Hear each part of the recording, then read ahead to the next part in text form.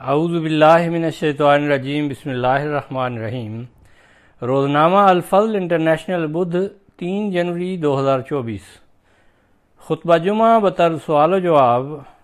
خطبہ جمعہ فرمودہ 10 مارچ 2023 بمقام مسجد مبارک اسلام آباد، ٹلفورڈ سرے UK۔ سوال نمبر 1۔ حضور انور ایدہ اللہ تعالی بنصر العزیز نے قرآنی تعلیم کے کامل ہونے کی بابت کیا بیان فرمایا؟ جواب فرمایا، آپ علیہ السلام فرماتے ہیں کہ زمانہ ضرورت بعثت حضرت صلی اللہ علیہ وسلم کی ایک اور دلیل ہے، اور انجام الیوم اکملت لکم میں فرما دیا، گویا یہ باب نبوت کی دوسری فصل ہے۔ اکمال سے یہی مطلب نہیں کہ صورتیں اتار دیں، بلکہ تکمیل نفس اور تطہیر قلب کی وحشیوں سے انسان، پھر اس کے بعد عقل مند اور با اخلاق انسان، اور پھر با خدا انسان بنا دیا، اور تطہیر نفس، تکمیل اور تہذیب نفس کے مدارج طے کرا دیے، یہاں تک کہ کوئی سچائی اور صداقت نہیں جو قرآن شریف میں نہ ہو۔ میں نے اگنی ہوتری کو بارہا کہا کہ کوئی ایسی سچائی بتاؤ جو قرآن شریف میں نہ ہو، مگر وہ نہ بتا سکا۔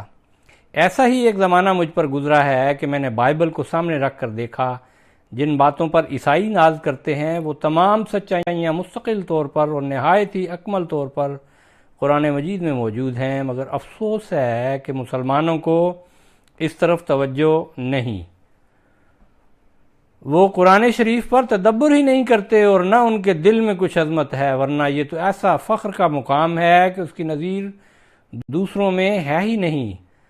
فرمایا، غرض الیوم اکملت لکم دینکم، سورہ المائدہ آیت نمبر 4 کی آیت 2 پہلو رکھتی ہے، ایک یہ کہ تمہاری تطہیر کر چکا، دوم کتاب مکمل کر چکا۔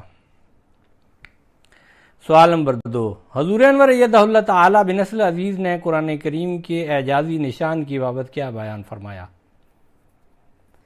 جواب فرمایا، آپ علیہ السلام فرماتے ہیں کہ قرآن شریف عبارت میں اس قدر فصاحت اور موزونیت اور لطافت اور نرمی اور آب و تاب رکھتا ہے کہ اگر کسی سرگرم نکتہ چین اور سخت مخالف اسلام کو کہ جو عربی کی املا انشاء میں کامل دستگار رکھتا ہو، حاکم با اختیار کی طرف سے یہ پر تحدید حکم سنایا جائے کہ اگر تم مثلاً 20 برس کے عرصے میں، کہ گویا ایک عمر کی میعاد ہے، اس طور پر قرآن کی نظیر پیش کر کے نہ دکھلاؤ کہ قرآن کے کسی مقام میں سے صرف 2-4 سطر کا کوئی مضمون لے کر اسی کے برابر یا اس سے بہتر کوئی نئی عبارت بنا لاؤ، جس میں وہ سب مضمون مع اپنے تمام دقائق حقائق کے آ جائے، اور عبارت بھی ایسی بلیغ اور فصیح ہو جیسی قرآن کی، تو تم کو اس عجز کی وجہ سے سزائے موت دی جاوے گی، تو پھر بھی باوجود سخت عناد اور اندیشہ رسوائی اور خوف موت کی نظیر بنانے پر ہرگز قادر نہیں ہو سکتا، اگرچہ دنیا کے صدہا زبان دانوں اور انشاء پردازوں کو اپنے مددگار بنا لے۔ اب ایک طرف خوف بھی ہے، فرمایا کہ حاکم کی طرف سے اس کو 20 سال کا عرصہ بھی دے دیا جائے کہ قرآن شریف جیسی کوئی نظیر بنا کر لاؤ، چند آیتیں ہی بنا کے لے آؤ، سطریں ہی بنا کے لے آؤ، لیکن وہ اس کے باوجود نہیں لا سکتا۔ یہ ہے کمال قرآن کریم کا اور اس کی فصاحت کا۔ حضرت مسیح موعود علیہ السلام فرماتے ہیں کہ فصاحت بلاغت میں اس کا مقابلہ ناممکن ہے۔ مثلا سورہ فاتحہ کی موجودہ ترتیب چھوڑ کر کوئی اور ترتیب استعمال کرو تو وہ مطالب عالیہ اور مقاصد عظمیٰ جو اس ترتیب میں موجود ہیں ممکن نہیں کہ کسی دوسری ترتیب میں بیان ہو سکیں۔ کوئی سی صورت لے لو، خواہ قل هو اللہ احد سورہ اخلاص آیت 2 ہی کیوں نہ ہو، جس قدر نرمی اور ملاطفت کی رعایت کو ملحوظ رکھ کر اس میں معارف اور حقائق ہیں، وہ کوئی دوسرا بیان نہ کر سکے گا، یہ بھی فقط اعجاز قرآن ہی ہے۔ مجھے حیرت ہوتی ہے جب بعض نادان مقامات حریری یا سبع معلقہ کو بے نظیر اور بے مثل کہتے ہیں اور اس طرح پر قرآن کریم کی بے ماندیت پر حملہ کرنا چاہتے ہیں۔ وہ اتنا نہیں سمجھتے کہ اول تو حریری کے مصنف نے کہیں اس کے بے نظیر ہونے کا دعویٰ نہیں کیا، اور دوم یہ کہ مصنف حریری خود قرآن کریم کی اعجازی فصاحت کا قائل تھا۔ علاوہ ازیں معترضین راستی اور صداقت کو ذہن میں نہیں رکھتے، بلکہ ان کو چھوڑ کر محض الفاظ کی طرف جاتے ہیں۔ مندرجہ بالا کتابیں حق اور حکمت سے خالی ہیں۔ اعجاز کی خوبی اور وجہ تو یہی ہے کہ ہر ایک قسم کی رعایت کو زیر نظر رکھے، فصاحت اور بلاغت بھی ہاتھ سے نہ جانے دے، صداقت اور حکمت کو بھی نہ چھوڑے۔ یہ معجزہ صرف قرآن شریف ہی کا ہے جو آفتاب کی طرح روشن ہے اور ہر پہلو سے اپنے اندر اعجازی طاقت رکھتا ہے۔ سوال نمبر 3، حضور انور ایدہ اللہ تعالیٰ بنصر عزیز نے قرآن کریم کی فصاحت و بلاغت کے حسن کی بابت کیا بیان فرمایا؟ جواب فرمایا، حضرت مسیح موعود علیہ الصلوۃ والسلام نے فرمایا کہ ایک اور پہلو فصاحت بلاغت ایسی اعلیٰ درجہ کی اور مسلم ہے کہ انصاف پسند دشمنوں کو بھی اسے ماننا پڑا ہے۔ قرآن شریف نے فَأْتُوا بِسُورَةٍ مِّن مِّثْلِهِ البقرہ آیت 24 کا دعویٰ کیا، لیکن آج تک کسی سے ممکن نہیں ہوا کہ اس کی مثل لا سکے۔ عرب جو بڑے فصیح و بلیغ بولنے والے تھے اور خاص موقعوں پر بڑے بڑے مجمع کرتے اور ان میں اپنے قصائد سناتے تھے، وہ بھی اس کے مقابلہ میں عاجز ہو گئے۔ اور پھر قرآن شریف کی فصاحت و بلاغت ایسی نہیں ہے کہ اس میں صرف الفاظ کا تتبع کیا جاوے اور معنی اور مطالب کی پرواہ نہ کی جاوے، بلکہ جیسا اعلیٰ درجے کے الفاظ ایک عجیب ترتیب کے ساتھ رکھے گئے ہیں، اسی طرح پر حقائق اور معارف کو ان میں بیان کیا گیا ہے۔ اور یہ رعایت انسان کا کام نہیں کہ وہ حقائق اور معارف کو بیان کرے اور فصاحت و بلاغت کے مراتب کو بھی ملحوظ رکھے۔ فرمایا کہ ایک جگہ فرماتا ہے یتلو صحفا مطہرۃ فیہا کتب قیمہ، البینہ آیت 3 اور 4، یعنی ان پر ایسے صحائف پڑھتا ہے کہ جن میں حقائق و معارف ہیں۔ انشاء والے جانتے ہیں کہ انشاء پردازی میں پاکیزہ تعلیم اور اخلاق فاضلہ کو ملحوظ رکھنا بہت ہی مشکل کام ہے، اور پھر ایسی مؤثر اور جاذب تعلیم دینا جو صفات رذیلہ کو دور کر کے بھی دکھاوے اور ان کی جگہ اعلیٰ درجہ کی خوبیاں پیدا کر دے۔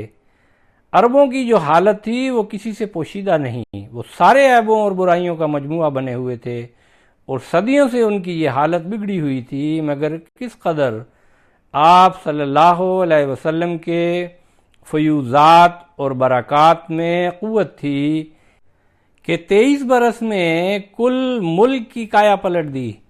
یہ تعلیم ہی کا اثر تھا۔ فرمایا کہ ایک چھوٹی صورت بھی اگر قرآن شریف کی لے کر دیکھی جاوے تو معلوم ہوگا کہ اس میں فصاحت و بلاغت کے مراتب کے علاوہ تعلیم کی ذاتی خوبیوں اور کمالات کو اس میں بھر دیا ہے۔ سورہ اخلاص ہی کو دیکھو کہ توحید کے کل مراتب کو بیان فرمایا ہے اور ہر قسم کے شرکوں کا رد کر دیا ہے۔ اسی طرح سورہ فاتحہ کو دیکھو کس قدر اعجاز ہے۔ چھوٹی سی سورت جس کی 7 آیتیں ہیں، لیکن دراصل سارے قرآن شریف کا فن اور خلاصہ اور فہرست ہے۔ پھر اس میں خدا تعالیٰ کی ہستی، اس کی صفات، دعا کی ضرورت، اس کی قبولیت کے اسباب اور ذرائع مفید اور سود مند دعاؤں کا طریق، نقصان رساں راہوں سے بچنے کی ہدایت سکھائی ہے۔ وہاں دنیا کے کل مذاہب باطلہ کا رد اس میں موجود ہے۔ اکثر کتابوں اور اہل مذہب کو دیکھو گے کہ وہ دوسرے مذہب کی برائیاں اور نقص بیان کرتے ہیں اور دوسری تعلیموں پر نکتہ چینی کرتے ہیں، مگر ان نکتہ چینیوں کو پیش کرتے ہوئے یہ کوئی اہل مذہب نہیں کرتا کہ اس کے بالمقابل کوئی عمدہ تعلیم بھی پیش کرے، اور دکھائے کہ اگر میں فلاں بری بات سے بچانا چاہتا ہوں تو اس کی بجائے یہ اچھی تعلیم دیتا ہوں۔ یہ کسی مذہب میں نہیں۔ یہ فخر قرآن شریف ہی کو ہے کہ جہاں وہ دوسرے مذاہب باطلہ کا رد کرتا ہے اور ان کی غلط تعلیموں کو کھولتا ہے، وہاں اصلی اور حقیقی تعلیم بھی پیش کرتا ہے۔ سوال نمبر 4، حضور انور ایدہ اللہ تعالی بنصر عزیز نے قرآن کریم ایک آسان فہم کتاب ہے کی بابت کیا بیان فرمایا؟ جواب، فرمایا آپ علیہ السلام فرماتے ہیں کہ بعض نادان لوگ کہا کرتے ہیں کہ ہم قرآن شریف کو نہیں سمجھ سکتے، اس واسطے اس کی طرف توجہ نہیں کرنی چاہیے کہ یہ بہت مشکل ہے۔ یہ ان کی غلطی ہے۔ قرآن شریف نے اعتقادی مسائل کو ایسی فصاحت کے ساتھ سمجھایا ہے جو بے مثل اور بے مانند ہے، اور اس کے دلائل دلوں پر اثر ڈالتے ہیں۔ فرمایا کہ یہ قرآن ایسا بلیغ اور فصیح ہے کہ عرب کے بادیہ نشینوں کو جو بالکل ان پڑھ تھے سمجھا دیا تھا، تو پھر اب کیوں کر اس کو نہیں سمجھ سکتے؟ وہ ان پڑھ لوگ جو تھے، گاؤں میں رہنے والے تھے، بالکل جاہل تھے، بلکہ انسانوں سے بھی نیچے گرے ہوئے تھے، جن کو باخدا انسان بنایا۔ ان کو اگر سمجھ آ گئی تو اب کیوں نہیں تم لوگوں کو سمجھ آ سکتی، جن میں اکثریت کچھ نہ کچھ پڑھے لکھوں کی ہے۔ فرمایا کہ سیدھی اور سچی اور سادہ عام فہم منطق وہ ہے جو قرآن شریف میں ہے، اس میں کوئی پیچیدگی نہیں، ایک سیدھی راہ ہے جو خدا تعالیٰ نے ہم کو سکھلا دی ہے۔ سوال نمبر 5، حضور انور ایدہ اللہ تعالیٰ بنصر عزیز نے قرآن کریم کو غور سے پڑھنے کی بابت کیا بیان فرمایا؟ جواب، فرمایا آپ علیہ السلام فرماتے ہیں چاہیے کہ آدمی قرآن شریف کو غور سے پڑھے، اس کے امر اور نہی کو جدا جدا دیکھ رکھے اور ان پر عمل کرے، اور اسی سے وہ اپنے خدا کو خوش کر لے گا۔ بڑا سادہ طریقہ ہے، جو احکام کرنے کے ہیں، جو ظاہری احکام تمہیں نظر آ رہے ہیں ان پر عمل کرو، جن سے روکا گیا ہے ان سے رک جاؤ، اسی سے خدا خوش ہو جائے گا۔ سوال نمبر 6، حضور انور ایدہ اللہ تعالیٰ بنصر عزیز نے قرآن کریم کے حقیقی خدا کو پیش کرنے کی بابت کیا بیان فرمایا؟ جواب، فرمایا آپ علیہ السلام فرماتے ہیں کہ خدا تعالیٰ کا شکر ہے کہ قرآن شریف نے ایسا خدا پیش نہیں کیا جو ایسی ناقص صفات والا ہو کہ نہ وہ روحوں کا مالک ہے، نہ ذرات کا مالک ہے، نہ ان کو نجات دے سکتا ہے، نہ کسی کی توبہ قبول کر سکتا ہے، بلکہ ہم قرآن شریف کی روح سے اس خدا کے بندے ہیں جو ہمارا خالق ہے، ہمارا مالک ہے، ہمارا رازق ہے، رحمان ہے، رحیم ہے، مالک یوم الدین ہے۔ مومنوں کے واسطے یہ شکر کا مقام ہے کہ اس نے ہم کو ایسی کتاب عطا کی جو اس کی صحیح صفات کو ظاہر کرتی ہے۔ یہ خدا تعالیٰ کی ایک بڑی نعمت ہے۔ سوال نمبر 7، حضور انور ایدہ اللہ تعالیٰ بنصر عزیز نے خطبہ کے آخر پر بنگلہ دیش کے کس شہید اور دیگر مرحومین کا ذکر فرمایا؟ جواب، فرمایا مکرم زاہد حسن صاحب شہید، جو ابو بکر صدیق صاحب بنگلہ دیش کے بیٹے تھے۔ انا للہ و انا الیہ راجعون۔ نیشنل امیر عبد الاول صاحب لکھتے ہیں کہ زاہد حسن صاحب 3 مارچ کو احمد نگر پنجو گڑھ ضلع میں منعقد ہونے والے جلسہ کے موقع پر گیٹ اور احاطے کا پہرا دیتے وقت مخالفین کے حملوں کے نتیجے میں 25 سال کی عمر میں شہادت پا گئے۔ انا للہ و انا الیہ راجعون۔ مرحوم نے 2019 میں بیعت کی تھی، 3 ماہ بعد ہی وصیت کی درخواست جمع کروا دی۔ ان کا خاندان ان اہل حدیث فرقے سے تعلق رکھتا ہے۔ احمدیت قبول کرنے کے بعد شہید مرحوم نے اپنے والدین کو تبلیغ کرنی شروع کر دی، جس کے نتیجے میں 2020 میں ان کے والدین نے بھی بیعت کرنے کی سعادت پائی۔ بیعت کے بعد شہید مرحوم باقاعدہ مجھے خط بھی لکھا کرتے تھے۔ اول صاحب لکھتے ہیں کہ جلسہ سالانہ کے آغاز سے جلسہ گاہ کے چاروں اطراف سے ملا لوگ اپنے ٹولوں کے ساتھ جلسہ گاہ کی دیوار اور مغربی حصے میں واقع گیٹ پر حملہ کرنے لگے۔ پتھراؤ کے علاوہ دیسی اسلحہ سے، کلہاڑوں سے، سریا وغیرہ سے یہ لوگ حملہ کر رہے تھے، اور جہاں بھی موقع ملا وہ آگ لگاتے رہے۔ خدام بڑی دلیری سے اپنی ڈیوٹیاں بجا لاتے رہے۔ عمومی طور پر تو باہر جانے کا موقع نہیں تھا، سوائے ان کو جن کی ڈیوٹی لگی ہوئی تھی۔ سب لوگ خدام اندر ہی تھے، اندر سے ہی حفاظت کر رہے تھے۔ کہتے ہیں کہ جلسہ شروع ہونے کے پونے 2 گھنٹے کے بعد جب حملہ آور لوگ دیوار کا ایک حصہ توڑنے میں کامیاب ہو گئے تو پھر خدام کو ہر قیمت پر دیوار اور جلسہ گاہ کی حفاظت یقینی بنانے کے لیے کہا گیا۔ اس وقت گیٹ نمبر 1 پر متعین زاہد حسن شہید اپنے ساتھیوں کے ساتھ گیٹ سے نکل کر جلسہ گاہ کی دیوار پر حملہ کرنے والوں کو ہٹانے کے لیے نہایت سرعت اور بہادری سے جا پہنچے۔ اسی اثناء میں ایک موقع ایسا آیا کہ مقابلہ کرتے کرتے یہ ساتھیوں سے بچھڑ گئے، سو موقع پا کر اس اکیلے کو حملہ آوروں نے جا لیا اور اس کے سر کے پیچھے کلہاڑی یا کوئی اور تیز اسلحہ سے حملہ کر دیا اور موصوف کو گھسیٹتے ہوئے کچھ فاصلے پر لے گئے۔ ان کے چہرے اور جسم کے دیگر حصوں پر نہایت بے دردی اور سفاکی سے وار کرتے ہوئے درندہ ہونے کا ثبوت دیا۔